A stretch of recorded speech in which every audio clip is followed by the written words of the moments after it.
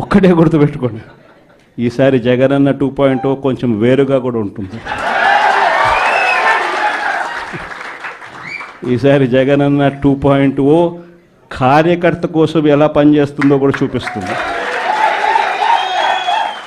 ఇది మాత్రం నేను ఖచ్చితంగా చెప్తా ఉన్నా.